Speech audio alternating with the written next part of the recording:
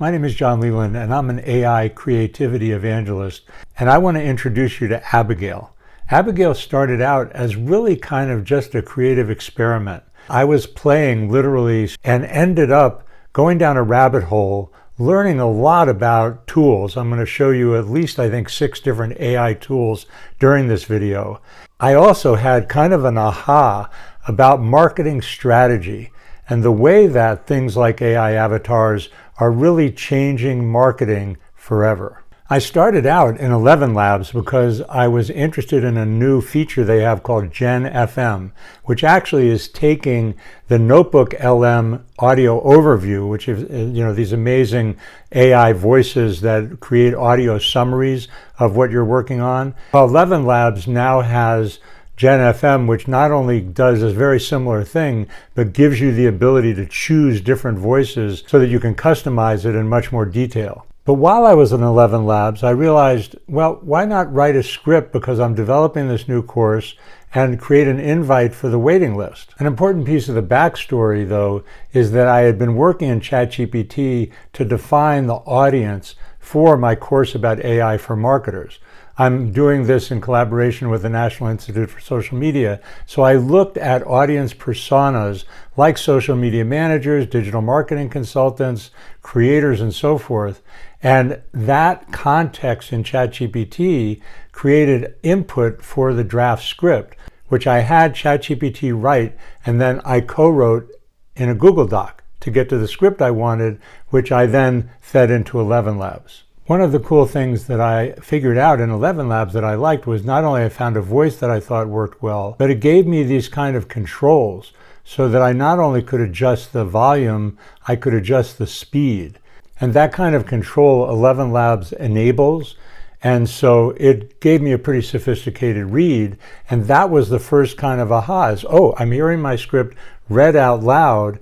And I edited it back and forth and did a couple iterations. But before I could take it into HeyGen to create the AI lip-synced avatar, I needed an image. And I realized that the value that I get out of working with ChatGPT and ChatGPT's memory is that it has the context. So in the same thread where I was working on the script, it already had the context. So I asked for an image prompt in this same place. And this was really kind of one of the big ahas also. Look at this prompt. Create a friendly, stylish woman in her early 40s with a confident, approachable vibe. She has short, wavy auburn hair. I mean, I'm not going to read you the whole thing, but this was one of the rare instances where ChatGPT nailed it the first time. I really didn't even need to iterate. So I asked ChatGPT to render the image, and I was not that happy actually with how it came out. So I went over to my other favorite image generator, Ideogram, and then Ideogram came up with a variety of images. I really liked the joyful nature of this one, but when I rendered her in HeyGen, as you'll see, there were issues with her mouth. AI isn't just the future, it's already here, now, and it's changing how we do digital marketing. The question is, are you still just watching from the sidelines, or ready to activate the power of these new tools?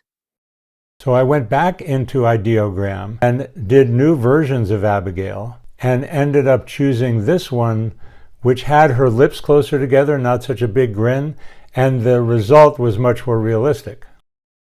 AI isn't just the future, it's already here, now, and it's changing how we do digital marketing. The question is, are you still just watching from the sidelines, or ready to activate the power of these new tools? And then, as luck would have it, even though I put that out into social media, I saw that HeyGen came out with a new model for avatars called Avatar 4, Roman numeral 4. And so I re-rendered Abigail using one of HeyGen's voices, so there'll be a voice difference as well as an animation difference.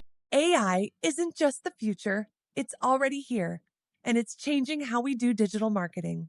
The question is, are you still just watching from the sidelines, or ready to activate the power of these new, rapidly changing AI tools?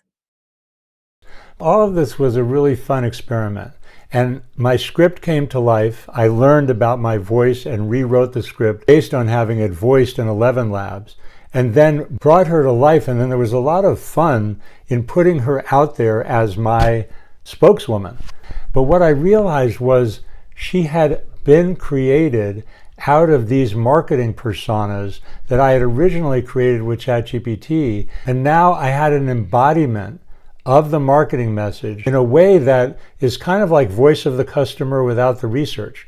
My customer's voice had become animated as a result of working with AI. And I think that's a taste. This is the worst AI we're ever going to have. That's a taste of where marketing is going, that we now have the ability to play with personifications of our potential customers using AI. I'm going to be developing this course called Prompted to Create, which is a new experiential kind of breakthrough course. If you're interested in the waiting list, go to play.com/prompted, and you'll be among the first to participate in the course if you so choose.